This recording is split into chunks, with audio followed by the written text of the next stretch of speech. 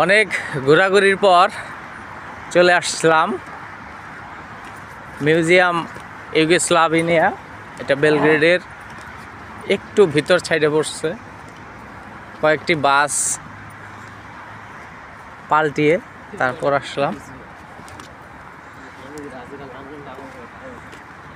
ঐতিহ্যবাহী এবং অনেক ঐতিহ্য এই জায়গায় রয়েছে। চলে আসছি, সকলেই পাশে থাকেন। হ্যাঁ, সাথে আছে ছোট ভাই আনোয়ারুল আছে, বড় ভাইরা আছে, এই যে এক ভাই আছে, ছোট ভাই সামনে যাচ্ছে। তো দেখা যাক কে কি দেখতে পারি, সঙ্গে থাকুন।